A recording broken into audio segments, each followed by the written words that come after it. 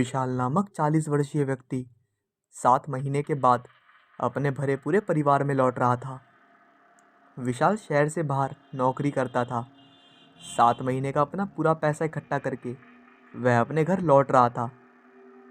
उसके परिवार में उसकी पत्नी थी और 2 बच्चे। विशाल रेलगाड़ी से अपने घर का सफ़र तय कर रहा था। रात काफ़ी हो चुकी थी। ट्रेन में सवार सभी लोग अपनी अपनी बर्थ पर सो रहे थे, मगर विशाल की आंखों में नाम मात्र को नींद नहीं थी। इसका सबसे बड़ा कारण उसे घर जाने की खुशी थी। घर जाने की खुशी में विशाल को नींद नहीं आ रही थी। विशाल के अलावा एक व्यक्ति ऐसा और भी था जो सोया नहीं था। उसकी बर्थ के सामने वाली बर्थ पर ही वह व्यक्ति बैठा था। अपने सामने चुपचाप बैठे व्यक्ति को विशाल ने देखा तो जाना कि वह ड्रैकुला की कहानी पढ़ रहा था। विशाल को लगा उसके सामने जो व्यक्ति बैठा है वह किताब पढ़ने के माध्यम से अपना वक्त बिता रहा है। शायद उसे नींद भी नहीं आ रही है। विशाल को लगा कि वह क्यों ना अपने सामने बैठे व्यक्ति से बातचीत करने में अपना समय गुजारे। इसी इरादे के साथ विशाल ने उसे पुकारा, भाई साहब। किताब पढ़ रहे व्यक्ति ने उसकी आवाज़ को अनसुना करके उस पर कोई ध्यान नहीं दिया। भाई साहब। दूसरी आवाज़ पर उसने किताब नीचे करके विशाल को सपाट दृष्टि से उसके चेहरे को देखा, पर उसके चेहरे पर भी सपाट भाव ही थे। इस बार विशाल ने तनिक संकोच के साथ बोला, मैंने आपको डिस्टर्ब तो नहीं किया? नहीं, सामने बैठा व्यक्ति सपाट स्वर में बोला। विशाल मुस्कुराकर उससे बातों का सिलसिला जारी रखते हुए बोला, आपका नाम क्या है? सूर्य प्रताप, वह बोला। ओह, विशाल ने हलक से सांस छोड़ते हुए कहा, क्या आप भी अपने घर जा रहे हैं? नहीं, सूर्य प्रताप ने पूर्वत स्वर में कहा। तो फिर आप अपने घर नहीं जा रहे तो कहाँ जा रहे हैं? विशाल ने मुस्कुराते हुए सामान्य स्वर में कहा। प्रताप ने उसे इस नज़र से देखा मानो वह कुछ ना कहना चाहता हो। विशाल चेहरे से ऐसा प्रकट करने लगा मानो बराबर संकोच कर रहा हो। फिर बोला, मैं आज 7 महीने बाद अपने घर वापस लौट रहा हूँ। अपने परिवार से मिलने की खुशी में मुझे नींद नहीं आ रही है, इसलिए मैंने सोचा थोड़ा आपसे बातचीत कर लूँ। प्रताप कुछ ना बोला। वह उसकी बात पर सिर को जरा सा हिला दिया मानो उसकी बात पर सहमति जता रहा हो। प्रताप के हाव भाव से जाहिर था कि वह बात करने के मूड में बिल्कुल भी नहीं था। वह निरंतर जता रहा था कि जैसे उसे इस समय बात करना बिल्कुल अच्छा न लग रहा हो। मगर आज तो जैसे विशाल चुप रहने के मूड में बिल्कुल भी नहीं था। वह बातों को बढ़ाते हुए बोला, भाई साहब, क्या आप भूत प्रेतों पर विश्वास करते हैं? प्रताप ने अपने छोटे उत्तर में कहा, हाँ। मगर कैसे? विशाल बोला, क्या आपने कभी किसी भूत प्रेत को अपनी आंखों से देखा है? उसके प्रश्न पर प्रताप ने चंद लम्हों तक उसे ध्यानपूर्वक इस तरह देखा मानो उसे बहुत कुछ कहना चाहता हो, मगर ऐसा बिल्कुल नहीं हुआ। कुछ कहने के स्थान पर प्रताप ने किताब अपने चेहरे के सामने की और उसे पढ़ने लगा। विशाल ऐसा देख उलझ सा गया। उसकी समझ में नहीं आया कि प्रताप ने उसकी बात का कोई जवाब नहीं देकर अपना चेहरा किताब में क्यों छुपा लिया। इस बार विशाल ने भरपूर संकोच भरे स्वर में कहा, आपने मेरी बात का जवाब नहीं दिया भाई साहब। जवाब के रूप में प्रताप ने अपने चेहरे के आगे लगी किताब हटाई तो उसका बहुत भयंकर चेहरा लग रहा था। विशाल उसे देख के काफ़ी डर गया था। प्रताप का चेहरा इतना डरावना हो चला था कि यदि कोई मानव उस चेहरे को देखकर अपने प्राण भी गंवा बैठता तो हैरानी की बात नहीं थी। उसका डरावना चेहरा देखते ही विशाल की आंखों में मानो दुनिया भर का खौफ सिमट गया था। उसके चेहरे पर हवाइयाँ उड़ने लगी थी। विशाल की दोनों हथेलियाँ बर्थ से इस तरह सट गई थी मानो उनके सहारे से वह उठकर खड़ा होना चाहता हो। उसकी पीठ पिछले भाग से सट गई थी। हद ये हो गई थी कि वो सांस लेने में भी काफ़ी खौफ खा रहा था, या फिर ये कहा जाए कि सांसें खुद ही बाहर आते हुए भयभीत थी। यहाँ तक कि उसकी आवाज़ भी नहीं निकल पा रही थी। विशाल जान गया था कि उसके सामने मौजूद प्रताप कोई मनुष्य नहीं बल्कि एक भूत है। विशाल बेबस रहकर अपने स्थान पर सिवाय बैठे रहने के कुछ ना कर सका। उसके सामने बैठा डरावना चेहरे वाला लंबे लंबे दांत वाला भूत ठाके लगाकर बोला, अब तुम्हें विश्वास हो चला है कि आज के समय में भी भूत प्रेत जैसी चीजें मौजूद हैं। क्या तुम सचमुच भूत हो? विशाल ने भय से परिपूर्ण स्वर में पूछा। अभी तुझे यकीन नहीं आया मूर्ख? कोई बात नहीं, मैं जब तेरा खून पीऊंगा तब तुझे यकीन हो जाएगा। नहीं नहीं, मुझे मत मारो। मेरे 2 बच्चे और मेरी पत्नी घर पर मेरे आने की प्रतीक्षा कर रहे हैं। अगर मैं मर गया तो उनका सारा छिन जाएगा। मुझे जाने दो। ये कहते हुए विशाल अपने स्थान से सरकने लगा। वह भूत उसे देखकर मुस्कुरा रहा था। विशाल भागने के चक्कर में अपने स्थान से फुर्ती के साथ उठा और दौड़ पड़ा। उसी समय भूत ने अपने स्थान पर बैठे रहकर ही दाहिना हाथ उठाया। उसका हाथ लंबा हो गया। वहीं बैठे रहकर उसने भाग रहे विशाल की गर्दन पकड़ ली और उसे अपनी तरफ घसीट लिया। विशाल जोर से चिल्लाया, बचाओ, बचाओ। उसकी पुकार सुनकर रेल में सवार सभी यात्री उसके पास चले आए। विशाल ने देखा कि उसके पास आए सभी यात्रियों के चेहरे भी बहुत डरावने हो चले हैं। अब उसे ये समझने में ज़्यादा वक्त ना लगा कि ट्रेन में सवार सभी यात्री भूत हैं। पूरी रेलगाड़ी भूतों से भरी थी। आहिस्ता आहिस्ता विशाल को चारों ओरों से भूतों ने घेर लिया। इस चक्रव्यूह में फंसने के बाद विशाल को हार्ट अटैक हो गया। इसी के साथ सारे भूत विशाल का खून पीने के साथ साथ उसकी बोटी बोटी तक नोचकर खा गए।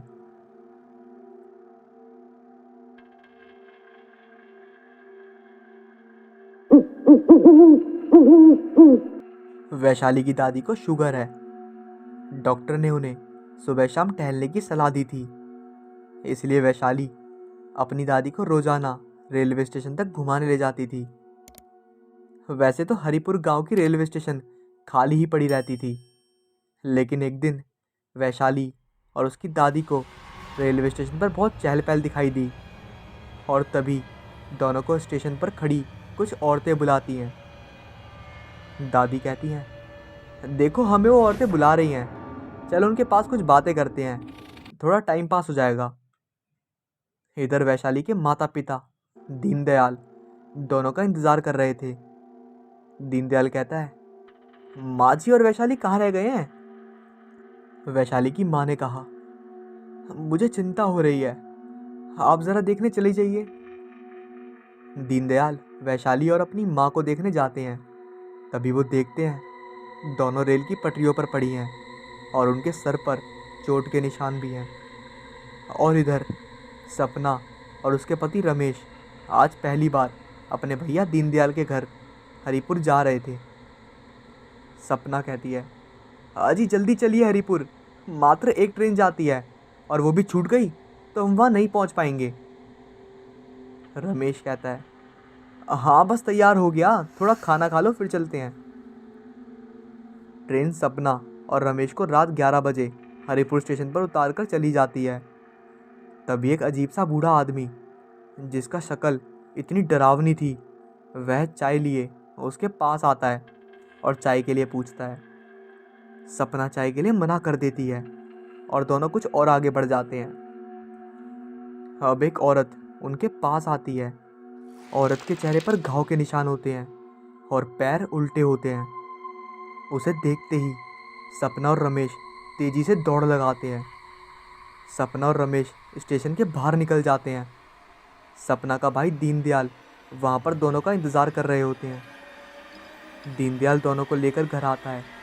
तभी सपना और रमेश देखते हैं दीनदयाल की बेटी और माँ खटिया पर पड़े हुए हैं। उनके शरीर पर और सर पर कई जगह पट्टी लगी हुई है। दीनदयाल कहता है, क्या बताऊं बहन, जब से इस गांव में आए हैं तब से हमारे घर कुछ भी अच्छा नहीं हो रहा है। सोचा था कि हमारे दादा परदादा यहाँ रहे हैं तो हमें भी शहर से वापस यहाँ पर आकर रहना चाहिए। एक हफ्ते पहले ये दोनों टहलने स्टेशन तक गई थी। मैंने देखा कि वो दोनों पटरियों पर पड़ी हुई हैं। मैं अगर थोड़ी देर बाद पहुंचता तो उनका सारा खून बह जाता। ऐसा लग रहा है जैसे कुछ लोगों ने इन्हें उठाकर फेंका है। मुझे तो ये समझ में नहीं आ रहा कि भला हमारी किससे दुश्मनी होगी। सपना कहती है, हमारे साथ भी उस स्टेशन पर कुछ अजीब घटनाएं हुई। जो भी मिला वह अंग्रेज साहब कह रहा था। रमेश कहता है, क्यों ना हम गांव के किसी बुजुर्ग के पास जाकर उस स्टेशन के बारे में पूछताछ करें। और इसके बाद रमेश की बात मानते हुए तीनों ये डिसाइड करते हैं कि वो कल किसी बुजुर्ग के पास जाएंगे। रमेश, सपना और दीनदयाल तीनों गांव के सबसे बुजुर्ग व्यक्ति चुन्नीलाल काका के पास जाते हैं। चुन्नीलाल बताते हैं, ये घटना इतिहास में दर्ज नहीं है। मेरे जैसे कुछ गिने चुने ही जानते हैं। दीनदयाल, तुम्हारे दादा ठाकुर भीम सिंह अंग्रेजों के बंगले पर नौकरी करते थे। आज़ादी की लड़ाई चल रही थी।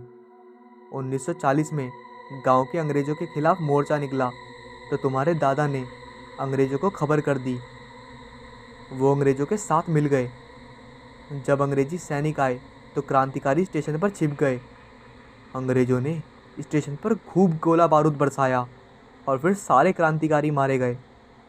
तब से उनकी आत्माएं स्टेशन पर भटक रही हैं। अगर तुम अपने परिवार की सलामती चाहते हो तो स्टेशन पर शांति यज्ञ करवाओ। दीनदयाल गांव के लोगों को बुलाकर घोषणा करता है। दीनदयाल कहता है, मैं अपनी ज़मीन गांव में एक म्यूज़ियम बनवाने के लिए दान करता हूँ। इस म्यूज़ियम में उन सभी क्रांतिकारियों की स्मारक बनेगी जो 1940 में स्टेशन पर मारे गए थे। दीनदयाल गांव में म्यूज़ियम बनवाता है और फिर स्टेशन पर शांति यज्ञ करवाता है। और फिर उसके बाद से ही हरिपुर स्टेशन पर डरावनी घटनाएं होना बंद हो जाती हैं।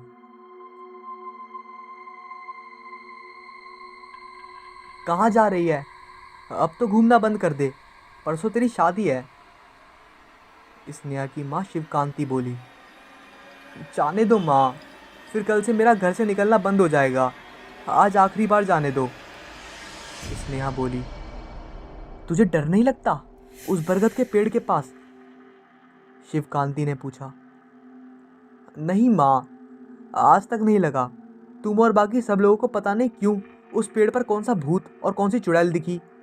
मैं चुपके चुपके वहाँ कई बार रात को भी गई हूँ, लेकिन मुझे तो कोई नहीं दिखा। स्नेहा बोली। अच्छा, हाँ जा बहस मत कर। शिवकांति बोली। ठीक है माँ। और इतना कहते ही शिवकांति चली गई। तभी शिवकांति के पास बैठी उसकी बड़ी बहन मंजरी, जो कि स्नेहा की शादी में आई है, उसने पूछा, ये बरगद के पेड़ का क्या माजरा है? शिवकांति, सुन रही हो? ये बरगद के पेड़ का क्या माजरा है? तब शिवकांति बोली, जी, स्नेहा के पैदा होने से पहले की बात है। इसी गांव की एक औरत उस बरगद के पेड़ पर फांसी लगाकर झूल गई थी। वो बांझ थी। पूरे गांव वाले उसे ताना मारते थे।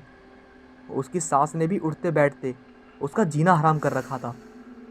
उसका पति उससे बहुत प्यार करता था, इसलिए माँ के कहने पर भी उसने दूसरी शादी नहीं की।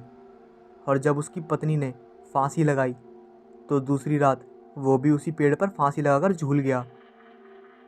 लोग कहते हैं कि दोनों अभी भी रात को उस पेड़ पर लटके हुए दिखते हैं, लोगों को डराते हैं। लेकिन हमारी स्नेहा बचपन से उस पेड़ से मिलने रोज जाती है। उसे कभी कुछ नहीं हुआ।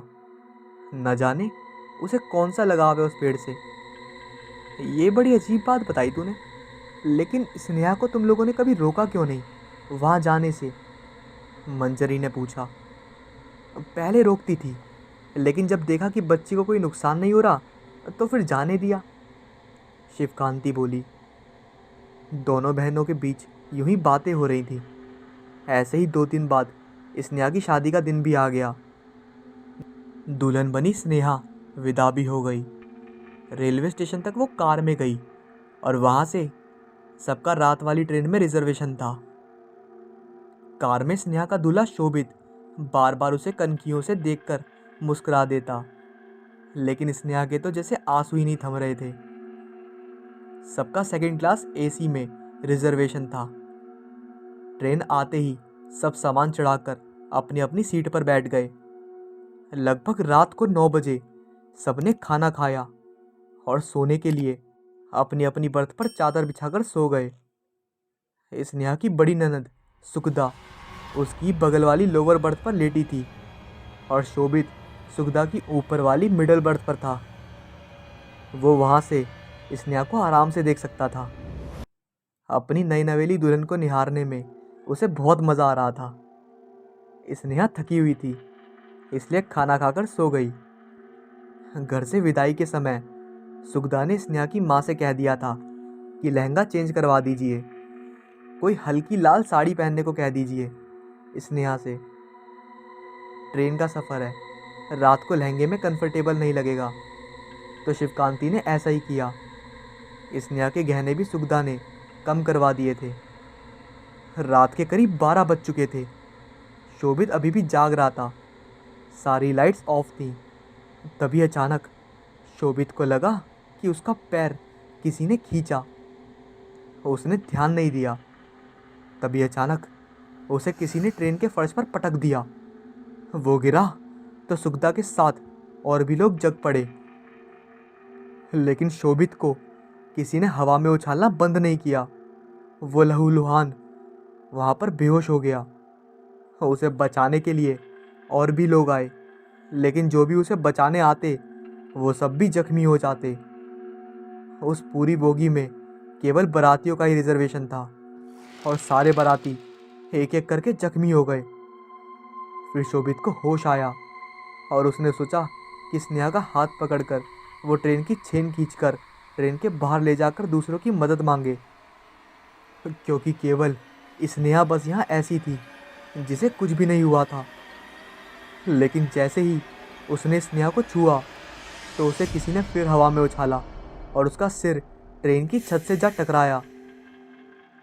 उसके सिर से खून निकलने लगा।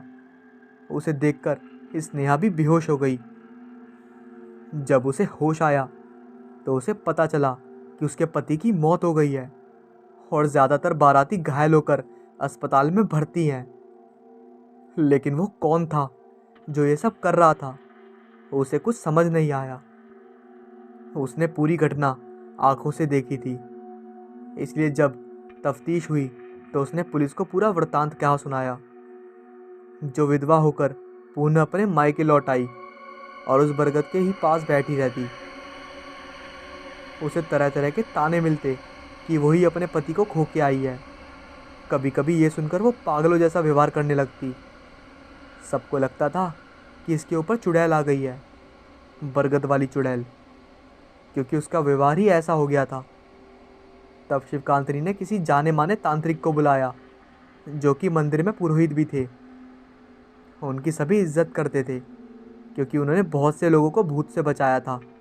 वे बहुत ज्ञानी थे।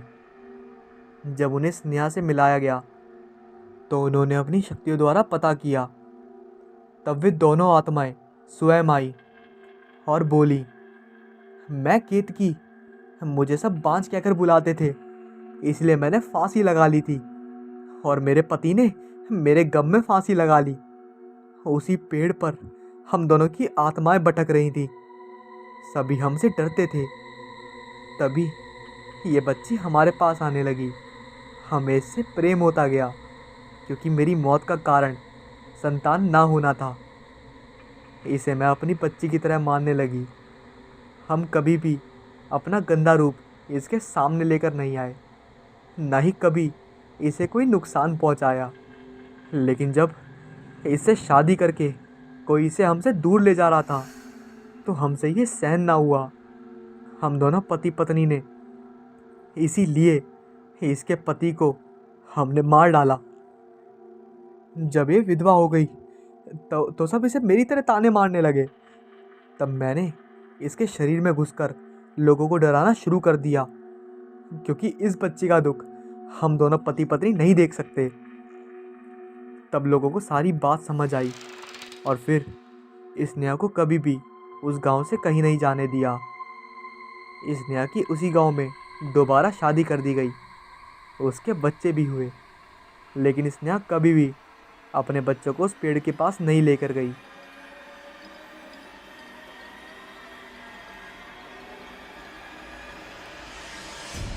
ये कहानी है रजत की। रजत वह लड़का जिसका जीवन मात्र सुंदरता और धन के समीप रहा। रजत को अपनी जिंदगी में दो ही चीज़ों से प्रेम था, एक लड़की और दूसरा धन।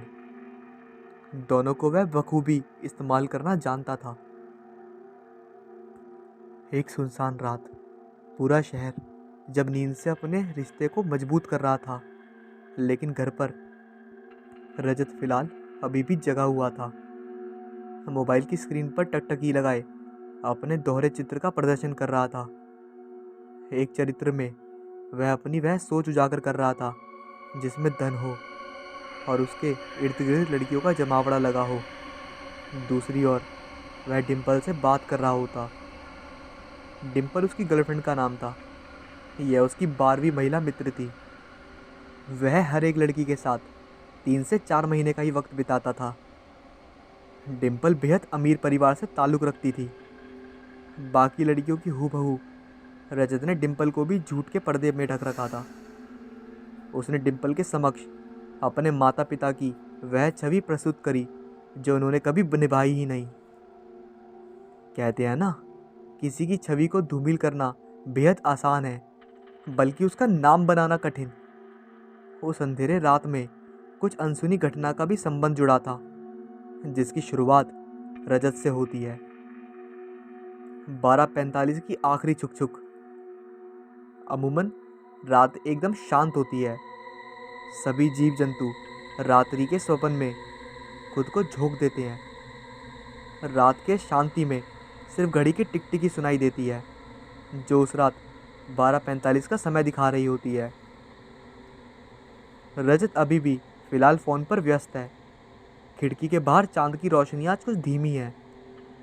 ठंड भरी शीतल हवा खिड़की के दरवाजे में बनी पतली सी जगह से हवा गुजरते हुए रजत को ऐसा महसूस कराती है कि कोई उसे छू रही है, अपने कोमल हाथ से उसे अपनी ओर बुला रही है। तभी अचानक रजत के कानों में एक प्रेम से लबरेज आती है। रजत, तुम सिर्फ मेरे हो, मैं तुम्हें खुद से दूर नहीं होने दूंगी। रजत ये सुनकर काफी घबरा जाता है। उसने डर के मारे अपना फोन बेड पर रख दिया और खिड़की की तरफ भागा, लेकिन खिड़की से देखा तो वहां कोई नहीं था। वैसे ही जैसे ही खिड़की फिर से बंद करी, वापस बेड की तरफ मुड़ा, चांद की रोशनी में एक परछाई से उसका सामना हुआ। उस परछाई का एक हाथ उसके गर्दन को दबोचा और उसे फर्श से कुछ इंच उठा लिया और उसके बाद वापस फर्श पे ही जोरों से पटक दिया। वह उसी वक्त बेहोश हो जाता है और होश में आने के लिए सूर्य के प्रकाश के आने तक का समय लेता है। रजत की अपने माता पिता से बिल्कुल भी नहीं बनती थी। वह हर समय किसी न किसी विषय पर अपने माता पिता से विवाद कर देता था। उसकी जीवन में रिश्ते का कोई मूल्य नहीं था। वह अपने माता पिता को मात्र एक एटीएम मशीन समझता, जिनके वह धन को इस्तेमाल कर सके। अगली सुबह भी यही हुआ। उसने होश में आने के बाद अपने साथ हुए पिछली रात की घटना को स्मरण करने लगा, जिससे उसके माथे पर चिंतित रेखा के साथ पंखा चलने के बावजूद पसीने से भीगा हुआ था। रजत उसी अवस्था में घबराकर अपने पापा के पास पहुंचता है। वह इतना घबराया हुआ होता है कि उसके मुख से उसके शब्द भी अच्छे से नहीं निकल पा रहे थे। वह अपने पिता से वह बातें बताना चाहता था, लेकिन कुछ कह नहीं पा रहा था। उसके पापा उसको गुस्से में देखते हैं और कहते हैं, कुछ बोलेगा या हमेशा की तरह कुछ सुनाने आया है? रजत के चेहरे के भाव अब डर की जगह गुस्से में बदल गए और उसी स्थिति में अपने पापा को ही सुना दिया और गुस्से में वह घर से बाहर निकलकर अपने कॉलेज में पहुंचा, जहां उसका इंतज़ार उसका दोस्त और डिम्पल कर रही थी। उन दोनों को उसने अपने साथ हुई घटना को बताया। उसके दोस्त ने उसे कहा, तेरा कोई वहम होगा भाई, कोई लड़की तेरे को कैसे उठा सकती है, वह भी सिर्फ एक हाथ से। ये बात कहते ही रजत का दोस्त और डिम्पल जोर से ढाके मारकर हंसने लगते हैं। यहाँ मेरी जिंदगी की लगी हुई है और तुम इतने बेशरम होकर हंस रहे हो। रजत दबी सहमी आवाज में कहता है, अरे तू इतना डर क्यों रहा है, सब ठीक हो जाएगा भाई। रजत के दोस्त उसे सांत्वना देते हुए कहते हैं, लेकिन रजत अपने मन में ही ये ठान चुका होता है कि वह अब अपने घर नहीं रुकने वाला। सब छोड़कर वो कहीं दूर चला जाएगा। रजत का ये फैसला सुनकर उसके दोस्त उसे रुकने की सलाह देते हैं और कहते हैं कि रजत को अपने परिवार को अकेले छोड़ने की ख्वाहिश नहीं रखनी चाहिए। लेकिन वह ठान चुका था कि उसे अपने परिवार से कोई मतलब नहीं है। वह यही सोचता था कि उसके परिवार उससे प्रेम भाव नहीं रखते। इस पर डिम्पल कहती है कि अगर तुमने नक्की कर ही लिया है तो आज रात को मेरे साथ मेरे शहर चलना, लखनऊ। वहाँ अपनी नई ज़िंदगी शुरू करेंगे। रजत को डिम्पल का सुझाव अच्छा लगता है। रजत ने डिम्पल के कहने पर घर से अपना बैग को सही तरीके से पैक कर चंडीगढ़ रेलवे स्टेशन पर पहुंच जाता है। डिम्पल ने उसे प्लेटफॉर्म नंबर 4 पर आने को कहा था। रजत 10 बजे छुपकर अपने गृह से प्रस्थान करता है। उसे बाहर जाने में अजीब लगता है। रजत की ये रात बाकी रात से अलग होती है। मौसम में सर्द हवा की मौजूदगी तो होती ही है, लेकिन फिर भी रजत को घुटन महसूस होती है। जैसे ही समय का पहिया रात के 12:45 बजे पहुंचते हैं, प्लेटफॉर्म पर एक ट्रेन की एंट्री होती है। रजत पूरा घबराहट से भरा होता है। डिम्पल अभी तक रेलवे स्टेशन तक नहीं पहुंची होती। स्टेशन भी पूरी तरीके से किसी शमशान घाट का रूप धारण कर चुका होता है। रजत को कुछ समझ नहीं आ रहा होता है। डिम्पल का इंतज़ार करते हुए उसने इधर उधर हर दिशा में अपने चक्षु को दौड़ाया, लेकिन डिम्पल कहीं नहीं दिखी। तभी फिर से एक ध्वनि रजत के कानों में गूंजती है, रजत, मेरा इंतज़ार कर रहे हो क्या? ये वही आवाज़ थी जिसे रजत ने अपने रूम में सुनी थी। इसमें भी वही भाव की दस्तक थी। फिर वह आवाज़ एक भयंकर हंसी के वस्त्र पहन लेती है। रजत अपना होश खो चुका होता है। तभी वो आवाज़ ट्रेन का दरवाज़ा खोल उसके सामने आती है। ये कोई अन्य नहीं बल्कि डिम्पल होती है। रजत डिम्पल को देख लंबी सांस लेता है। वह जल्द से उसका हाथ थामे ट्रेन पर बैठ जाता है, लेकिन ट्रेन के भीतर का दृश्य देख वह घबराहट की अवस्था में पहुंच जाता है। ट्रेन में कोई भी अन्य नहीं होता। रजत डिम्पल से इस बारे में पूछता है तो डिम्पल उसे कहती है कि ये ट्रेन स्पेशल है जो केवल एक ही बार चलती है हफ्ते में। जिस डब्बे में वह बैठे हैं वह महंगा है, इसलिए कम ही लोग सफ़र करते हैं। रजत डिम्पल की बात मान जाता है। ट्रेन में घुसते ही डिम्पल उसे कहती है कि उसे बाथरूम जाना है तो रजत अपनी सीट पर बैठ सकता है। रजत जैसे जैसे अपनी सीट पर जा रहा होता है उसे कुछ जानी पहचानी कई लोगों की बात सुनाई देती है, जिससे वह कभी अवगत होता है। उसने वही आवाज़ पहले भी सुनी हुई होती है। उसे लगता है कि वह काफ़ी थक गया है, इसलिए खाली ट्रेन में से आवाज़ आ रही है। वह अपनी सीट पर बैठने के लिए आगे पहुंचता है तो वहाँ एक लड़की घूंघट ओढ़े जोर से आंसू बहा रही होती है। रजत उस लड़की से पूछता है कि वह क्यों रो रही है, तो उसे जवाब मिलता है कि उस लड़की का किसी ने रेप किया है और उसका आरोपी बाथरूम में गया है। रजत उस लड़की को चेहरा दिखाने के लिए कहता है ताकि वह मरहम पट्टी लगा सके। जैसे ही लड़की घूंघट ऊपर करती है, उसका चेहरा देख रजित शॉक हो जाता है और काफ़ी घबरा जाता है। वह अपना बैग ज्यों का त्यों रख कर बाथरूम की तरफ भागता है और ज़ोर ज़ोर से डिम्पल को पुकारता है। डिम्पल तो नहीं होती, लेकिन उसका बाथरूम में इंतज़ार वही लड़की कर रही होती है। वह अपना होश बुरी तरह से खो चुका होता है। उस लड़की से जान बचाने के लिए वह ट्रेन से कूद जाता है। इसी में उसकी जान चली जाती है। आखिर में उसका फ़ोन, जो डर के मारे वह ट्रेन की सीट पर भूल जाता है, उस पर एक मैसेज आया होता है जिस पर लिखा होता है, सॉरी जान, मैं तुम्हें बताना भूल गई थी। मेरा अपने शहर जाने का प्रोग्राम कैंसिल हो गया था। दोस्तों के साथ डिस्को में गई थी। होप तुम समझोगे। Love you.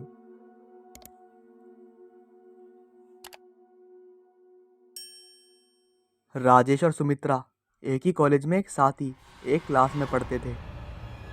राजेश अपने पिता की तरह राजनीति में बेहद रुचि रखता था और कॉलेज में छात्र नेता में सबसे प्रबल नाम था। उसके पिता देश के केंद्र सरकार के मंत्रिमंडल में उच्च स्थान रखते थे। राजेश जितना अधिक नेता में प्रबल था, उतना ही वे लड़कियों का दिल जीतने में भी प्रबल था। उसकी छवि पूरे कॉलेज में बेहद उत्तीर्ण पद पे थी। वे पढ़ाई के साथ खेल में भी अव्वल रहा। जब भी किसी शख्स को कॉलेज में कोई भी मुसीबत से सामना करना पड़ता, उसका हल मात्र राजेश के पास होता। राजेश का दिल नेतागिरी के अलावा किसी अन्य पर भी केंद्रित रहा। उस केंद्र का नाम है सुमित्रा। सुमित्रा भला की खूबसूरत थी। वे अंग्रेजी डिक्शनरी में ब्यूटीफुल शब्द का सबसे प्रमुख वाक्य थी। शर्मीले स्वभाव की भोली सी सूरत ओढ़े सुमित्रा प्रेम की एक अलग प्रस्तुति पेश करती थी, जो बेहद प्यारी थी। सुमित्रा मन ही मन राजेश को चाहती थी, लेकिन वह कह नहीं पाती थी, क्योंकि उसे ये डर था कि कहीं राजेश मना ना कर दे, क्योंकि राजेश बेहद अमीर घर से ताल्लुक़ रखता था, तो वही सुमित्रा एक सामान्य परिवार की बेटी थी। एक दिन सुमित्रा कॉलेज से घर की ओर जा रही थी। रास्ते में उसे राजेश मिला। दोनों की नज़रें एक दूसरे को देखने लगी, जैसे कई जन्मों की बात कर रहे हों। फिर कुछ मिनटों के बाद दोनों ने एक दूसरे से नज़र हटाई और नीचे की ओर झुकाई। राजेश बाइक पर अलग दिशा पर निकल रहा था, तो वहीं सुमित्रा अलग दिशा। दोनों एक दूसरे से काफ़ी दूर हो गए थे। तभी सुमित्रा को कुछ लोग छेड़ने लगे, जो कॉलेज के ही थे। सुमित्रा काफ़ी घबरा गई और वहाँ से तेज़ रफ्तार में दौड़ने लगी। राजेश को अचानक से सुमित्रा के पास कोई काम याद आ गया। वह मुड़ा और अपनी बाइक की तेज़ी से सुमित्रा की तरफ ले गया, लेकिन वह अचंभित रह गया जब देखा कि सुमित्रा वहाँ मौजूद नहीं थी। राजेश को वही लड़के दिखे। राजेश को उन्हें देखकर यह आभास हो गया था कि सुमित्रा के साथ कुछ हरकत कर रहे होंगे। वह वहीं रुका और उन लड़कों से बात करके उन्हें सभी को भेज दिया। कॉलेज के सब लड़के राजेश से डरते थे, क्योंकि वह किसी के साथ भी अन्याय सहन नहीं कर सकता था। जैसे ही वह वहाँ से गए, राजेश ने सुमित्रा को ढूंढने की कोशिश करी, लेकिन वह काफ़ी देर तक नहीं मिली। परंतु जैसे ही वह वापस जा रहा था, तभी उसको कुछ रोने की आवाज़ आने लगी। ये आवाज़ एक गली से आ रही थी। राजेश ने उस गली की तरफ मुड़कर देखा तो सुमित्रा को पाया। सुमित्रा काफ़ी भयभीत थी। राजेश ने उसे अपने बाहों में ले लिया और उसे भरोसा दिलाया कि वह उसे कुछ नहीं होने देगा। समय बीतने लगा और दोनों के प्रेम को अब एक नए रिश्ते की डोर में बांधने की बातें होने लगी। सुमित्रा और राजेश दोनों का विवाह होने वाला था और धीरे धीरे वो विवाह पक्का हो गया।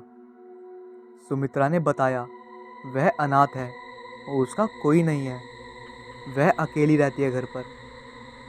इस पर कईयों ने राजेश के घर से आपत्ति दर्ज करी, लेकिन राजेश का सुमित्रा के प्रति प्यार देखकर वह शादी कराने को राजी हो गए। उनकी जोर जोर से शादी संपन्न हुई। दोनों एक दूसरे में बेहद खुश थे। 3 अगस्त। इस तारीख का प्लान बनाकर दोनों अपना हनीमून मनाने हिमाचल प्रदेश के शहर कसौली पहुंचे। कसौली के प्रसिद्ध रेस्टोरेंट कसौली पैराडाइज में अपने प्यार भरे क्षण बिताने के लिए वे वहाँ के मैनेजर से एक कमरा लेते हैं। राजेश ने सुमित्रा से कमरा चुनने को कहा। वह रेस्टोरेंट 5 मंजिला था। सुमित्रा ने सुझाव दिया कि कमरा तीसरे मंजिल पर ही लेंगे। ऐसा उसने इसलिए भी कहा था क्योंकि रेस्टोरेंट के तीसरे मंजिल से पहाड़ों का बेहद मनमोहक दृश्य नजर आता था। इसी कारण तीसरी मंजिल के कमरे बहुत महंगे भी होते थे और जल्दी फुल भी हो जाते थे। मैनेजर ने उन्हें 304 नंबर की चाबी दी और वेटर को बुलाया ताकि वह सामान लेकर जा सके। लेकिन सुमित्रा उस मैनेजर से जिद करते हुए कहने लगी कि उसे 308 नंबर की चाबी चाहिए। मैनेजर ने उन्हें मना किया और कहा कि वह कमरा अभी रेनोवेशन होना है। लेकिन सुमित्रा बार बार वही कमरा खुलवाने के लिए बोलती थी।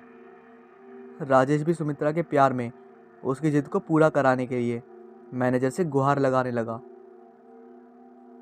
शुरू में तो मैनेजर नहीं माना, अंत में उसे भी मानना पड़ा क्योंकि राजेश ने ज़्यादा धन लाभ देने का वादा करा था। दोनों कमरे में एक दूसरे को निहार रहे थे, साथ ही साथ पहाड़ों को भी, जो कसौली की खूबसूरती को बखूबी दर्शा रहे थे। जैसे ही वो अपने बेड की तरफ वापस बढ़े, तभी एक अजीब सी आवाज़ ने दस्तक दी। राजेश ने पहले कमरे के हर कोने में देखा कि कहीं कोई खिड़की खुली तो नहीं रह गई। वह उठा, लेकिन कोई भी खिड़की नहीं खुली हुई थी। फिर भी उसे किसी के चलने की आवाज़ पूरे कमरे में सुनाई दे रही थी। वह डर के मारे बेड पर मुड़कर देखने लगा, लेकिन वह देखकर अचंभित रह गया। वहाँ सुमित्रा मौजूद नहीं थी। वह डर की सीमा को लांघ चुका था। पूरे कमरे में वह अब सुमित्रा चिल्लाने लगा। कमरे के बाहर जाने की कोशिश करता, लेकिन कमरा मानो किसी ने बाहर से बंद कर दिया हो। ये पहली बार था कि राजेश डर के मारे रोने लगा हो। अचानक से उसे कमरे के बाथरूम से पानी के चलने की आवाज़ आती है। वह दौड़ते हुए बाथरूम की तरफ पहुंचता है। जैसे ही वह उधर पहुंचता है, पानी की आवाज़ बंद हो जाती है और अचानक सुमित्रा की आवाज़ आती है। राजेश, किधर हो यार? इधर आओ ना, देखो कितना सुंदर नज़ारा है। राजेश देखता है कि सुमित्रा बालकनी में खड़ी हुई होती है। जैसे ही राजेश डर के मारे उसके पास जाता है, सुमित्रा एकदम से वहाँ से गायब हो जाती है और राजेश पहाड़ से नीचे गिर जाता है। उसकी मौत हो जाती है। अगले दिन उसकी लाश पहाड़ से बरामद होती है। इंस्पेक्टर रणदीप सिंह को तहकीकात करने की जिम्मेदारी मिलती है। उस लाश के पोस्टमार्टम रिपोर्ट के मुताबिक राजेश मौत से पहले उसकी धड़कन काफ़ी तेज चल रही होती है। इंस्पेक्टर सुमित्रा को ढूंढने की काफ़ी कोशिश करते हैं, लेकिन उन्हें सुमित्रा का कहीं पता नहीं चलता। मैनेजर से इंस्पेक्टर सीसीटीवी कैमरे की फुटेज मांगता है, लेकिन वह रिकॉर्डिंग देखकर परेशान हो जाते हैं। सीसीटीवी कैमरे में सुमित्रा की कोई फ़ोटो नहीं दिख रही होती। इंस्पेक्टर को ये मैनेजर की चाल लगती है। इंस्पेक्टर राजेश के घर पर उसकी मौत की खबर लेकर पहुंचता है। सभी परिवार वाले आहत हो जाते हैं। इसी वक्त राजेश का भाई इंस्पेक्टर से सुमित्रा के बारे में पूछता है। इंस्पेक्टर कहता है कि कमरे में तो हमें कोई भी नहीं मिला। सब घर वाले बताते हैं कि राजेश और सुमित्रा का हाल ही में विवाह हुआ था। इंस्पेक्टर ने उन्हें सुमित्रा के परिजनों को फ़ोन करने को कहा। इंस्पेक्टर को फिर पता चला कि सुमित्रा का तो कोई भी नहीं है। वह कॉलेज में भी पता करने गए तो पता चला कि कॉलेज में सुमित्रा नाम की कोई लड़की ने कभी एडमिशन लिया ही नहीं था। वह वाकई में एक भूत थी।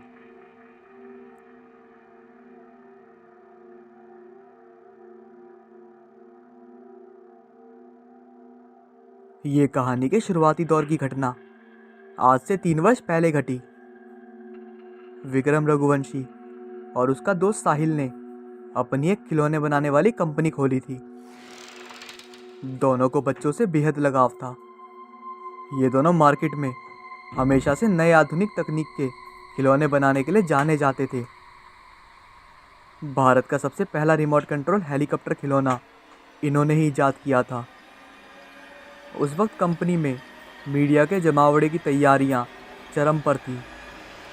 कारण ये था कि विक्रम और साहिल की कंपनी ने एक अलग खास खिलौने का आविष्कार किया था।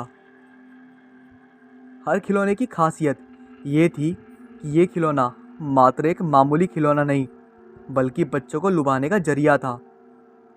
ये खिलौना बच्चों से बात कर सकता था। उसके सभी जवाब उस खिलौने के डेटाबेस में मौजूद रहते। इसे एक तरह का छोटे रोबोट की तर्ज पर देखा जा रहा था। ये खिलौना बच्चों से बात कर सकती थी, उनके साथ खेल सकती थी। ये खिलौना वह सब काम कर सकती थी जो बच्चे अपने दोस्तों के साथ करना पसंद करते हैं, अर्थात खेलना, कूदना, उनसे बातें करना। उसी दिन विक्रम की बातें अमेरिका के एक टॉय कंपनी से बातचीत हो रही थी। विक्रम ने अपनी कंपनी के इस खिलौने के अधिकार को अमेरिका कंपनी को ऑनलाइन बेच दिया। ये बात उसने साहिल को नहीं बताई थी। अगले दिन मीडिया साहिल और विक्रम से इस खिलौने के बारे में बात कर रहे होते हैं। ये फंक्शन में वह इस खिलौने की टेक्नोलॉजी को विस्तार रूप में समझा रहे होते हैं। इस इंटरव्यू और लॉन्च इवेंट का प्रकाशन पूरे विश्व भर में हो रहा था। भारतीय समय अनुसार जब शाम का समय प्रगति पर था, उसी वक्त अमेरिका से एक खबर आई जिसके तहत साहिल और विक्रम की कंपनी के इस खिलौने पर चोरी का आरोप लगा। खबर के मुताबिक वह खिलौने का पेटेंट अमेरिका की टॉय कंपनी को जारी हुआ है। इसका साहिल को काफ़ी बुरा प्रभाव पड़ा और उसने सुसाइड कर लिया। इस खिलौने को बनाने में उसने काफ़ी मेहनत करी थी। वह पेशे से इंजीनियर था, लेकिन इस सदमे में वह जी नहीं पाया। आज के वक्त अब वह खिलौने की कंपनी के पूरी संपत्ति अकेले विक्रम की हो गई थी। साहिल को मरे हुए अब 3 साल हो चुके थे। विक्रम आर्थिक रूप से काफ़ी मजबूत हो चुका था। उसकी शादी भी हो चुकी थी। साहिल के हिस्से का भी उसने भुगतान करने को मना कर दिया था। एक दिन जब वह रात के 9 बजे अपने ऑफिस से घर की ओर निकल रहा था, तो उसे अपनी रॉयल्टी के कागज़ ढूंढने थे ताकि वह उन कागजात को अपने पास संभाल सके। इसी कागज़ को दिखा के ही उसे अमेरिका की कंपनी ने रॉयल्टी देने का वायदा किया था। वह कागजात ढूंढने लगा। ऑफिस से सभी कर्मचारी चले गए थे। उसे वह कागजात ढूंढने में काफ़ी समय लग रहा था। वह कभी कंप्यूटर के टेबल पर ढूंढता तो कभी कागजात सभी तहखाने में ढूंढता, लेकिन उसे हर बार निराशा मिली। उसने कागजात को ढूंढने के लिए हर दिन अपने ऑफिस के कार्य के बाद प्रयत्न किया, परंतु हर बार की तरह उसे इस बार भी मायूसी का सामना करना पड़ा। वह इसके बाद लगातार डिप्रेशन की स्थिति में ग्रस्त हो रहा था। अमेरिकन कंपनी अब उसके रॉयल्टी पर भी ब्रेक लगाने में सक्षम थी। ये उस कंपनी का नियम था कि जिसे भी वह रॉयल्टी देगी उसे हर 3 साल बाद रिन्यू करवाना होगा, जिसके लिए उसे एग्रीमेंट के कागजात दिखाने होंगे। वह अब कागजात ढूंढते हुए हार जाता है। उसे इस बात का डर रहता है अब उसे रॉयल्टी नहीं मिलेगी। उसकी कंपनी में बनने वाले खिलौने भी इतने नहीं बिक पाते थे कि अपने घर का खर्चा वो संभाल सके। उसने सोचा अब वह कंप्यूटर में सेव फाइल में से समझकर वैसी डॉल को बनाएगा ताकि उसकी कमाई हो जाए। तकरीबन 2 से 3 महीने उसने घर में ना जाने का फ़ैसला किया। उसने अपना फ़ैसला अपनी पत्नी को बता दिया था। इन 3 महीने में उसे अमेरिकी कंपनी से मैसेज आ गया था कि वह उसे अब रॉयल्टी नहीं दे पाएंगे। ये फ़ैसला उसके लिए हैरान कर देने वाला नहीं था, क्योंकि इस निर्णय से वह पहले से ही वाकिफ़ था। अपनी कड़ी मेहनत करने के बाद उसे अपने कार्य में सफलता मिली। उसने वह खिलौना बना दिया। खिलौने में आधुनिक समय के मुताबिक कुछ नए तकनीक का भी इस्तेमाल किया गया था। अपने परीक्षण में सफल होने के बाद विक्रम बेहद खुश था। इतने महीने की मेहनत के बाद विक्रम अपने घर जा रहा था। उसका बच्चा भी उसके इंतज़ार में राह देख रहा था। विक्रम अपने घर की ओर निकलते हुए विक्रम ने खुद से बनाया हुआ खिलौना अपने बच्चे के लिए ले जाना मुनासिब समझा। विक्रम ने सोचा अब उसकी ज़िंदगी बदल जाएगी, वह फिर से खुशी भरा जीवन व्यतीत करने लग जाएगा। लेकिन उसे क्या मालूम था कि ये खिलौना उसका वर्तमान एक बुरे लम्हे का आगाज़ होगा। जैसे ही वह गाड़ी में उस खिलौने को लेकर बैठा, उसके साथ अजीब घटना घटित होने लगी। गाड़ी का पेट्रोल अचानक से पूरा ख़त्म हो गया। गाड़ी स्टार्ट भी नहीं हो पा रही थी। कार के गेट खुद ब खुद बंद हो गए। उसे घुटन महसूस होने लगी। खिलौने में से अजीब से हंसने की ध्वनि आ रही थी। ये हंसी आवाज़ विक्रम के कानों में दर्द पैदा कर रहा था। वह बेहोश हो चुका था। जब उठा तो अपने घर के बाहर पाया। उसके रोंगटे खड़े हो गए। वह घबराया हुआ था। वह डॉल लेकर जल्दी से अपने कमरे की ओर भागा। उसे ऐसे देखते हुए विक्रम की पत्नी भी डर गई थी और बच्चे ने हाथ में डॉल देखी तो वह भी अपने पापा की तरफ नन्हे नन्हे कदमों से बढ़ने लगा। विक्रम ने वह डॉल झट से अलमीरा में छुपा दी और उसका ताला वहां पर लगाकर चाबी अपने पास रख ली। उसने ये सब होने के बाद तुरंत कंपनी के मैनेजर को फ़ोन किया और उस खिलौने को बनाने से रोकने को कहा। अगले दिन वह अलमीरा में उस डॉल को निकालकर समुद्र में डालने का सोचने लगा। लेकिन जैसे ही उसने अलमीरा खोला, वह हैरान रह गया। अलमीरा में वह डॉल नहीं थी। वह चिंतित हो गया। वह जल्दी से तेज़ रफ्तार में भागा। वह अपने बच्चे को ढूंढ रहा था। उसे जो डर था वही हुआ। उसका बच्चा उसी डॉल के साथ खेल रहा था। विक्रम अपने बच्चे से डॉल खींचकर ले गया। वह डॉल उसके हाथ में आते ही वही अजीब हंसी हंसने लगी। मेरे से पीछा नहीं छुड़ा पाएगा विक्रम। मेरी मेहनत को तुमने चंद पैसों के लिए बेच दिया। ये आवाज़ किसी अन्य की नहीं बल्कि साहिल की थी। विक्रम काफ़ी भयभीत हो चुका था। उसने वह डॉल समुद्र में फेंक दिया। लेकिन इसके बावजूद साहिल की आवाज़ सुनाई दे रही थी। ये आवाज़ उसे पागल कर दी थी और धीरे धीरे ये आवाज़ उसे अपने घर से भी आने लगी। और एक टाइम ऐसा आया कि विक्रम पागल हो गया।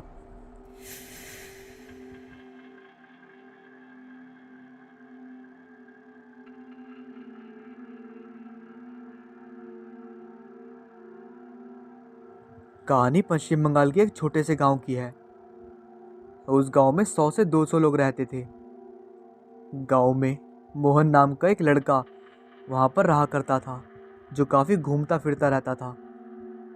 आसपास के जंगलों में जाके वो आम, बेर, जामुन इत्यादि लाया करता था। उसकी ये आदत लगभग गांव के हर आदमी को पता थी। एक दिन वो हमेशा की तरह बारिश के दिनों में जामुन लेने जंगल चला जाता है और बहुत सारे जामुन वो घर लेके आता है। घर में और गांव में भी लोगों को वो जामुन ला कर देता है। उस रात यूँ हुआ कि वो अचानक रात के 1:30 पर बिस्तर से उठकर जंगल की ओर जाने लगता है।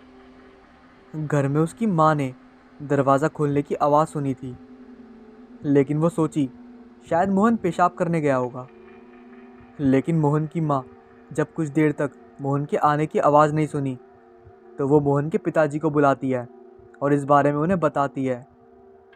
पहले तो मोहन के पिता बात को टाल देते हैं, लेकिन जब मोहन आधा घंटा तक घर में नहीं घुसता तो वो लोग चिंतित हो जाते हैं। मोहन को खोजने के लिए उसके माता पिता घर से निकलते हैं। रात के 2 बजे, इतना अंधेरा और ऊपर से बरसात का महीना। मंजर को काफ़ी डरावना बना रहा था। दोनों ने घर के आसपास मोहन को खोजने की काफ़ी कोशिश करी, लेकिन मोहन नहीं मिल रहा था। फिर मोहन के माता पिता पड़ोस के 2 लोगों को बुलाकर जंगल की तरफ चले गए। जंगल के थोड़ा अंदर जाते ही उन्हें जो देखने को मिलता है वो देखकर सारे बहुत ज़्यादा डर जाते हैं। वो लोग देखते हैं कि मोहन कुछ बिना सिर वाले भूतों के साथ नाच रहा है। मोहन का चेहरा भी काफ़ी डरावना दिख रहा था। ये सब मंजर देखकर उन लोगों के पसीने छूट जाते हैं। उन लोगों में से किसी की भी हिम्मत नहीं हो रही थी कि पास जाके मोहन को बुलाए। फिर वो सारे निर्णय करते हैं कि वो गांव जाकर, जो कि जंगल से सटा हुआ था, वहां जाके 50 से 60 लोगों को मशाल के साथ बुला के लाते हैं।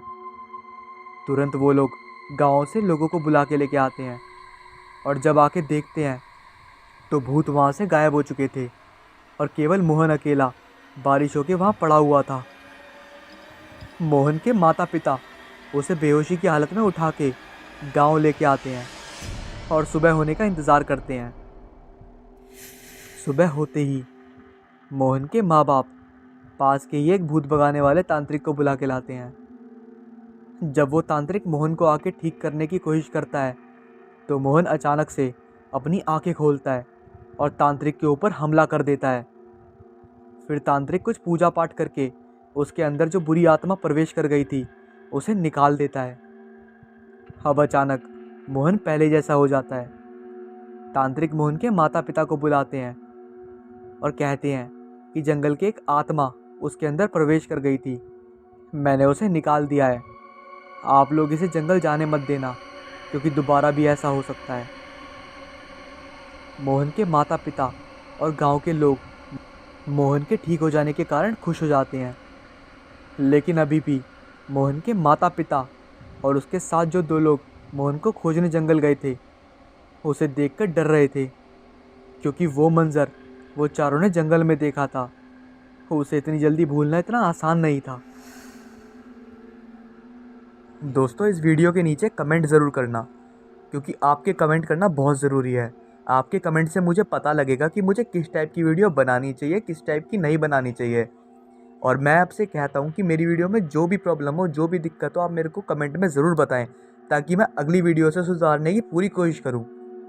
और हाँ, इस चैनल को सब्सक्राइब करें या ना करें, मुझे इससे कोई दिक्कत नहीं है, लेकिन आपको अगर सेटिस्फैक्शन मिलता है तो आप मेरे चैनल को सब्सक्राइब करें, और अगर नहीं मिलता है तो कोई बात नहीं।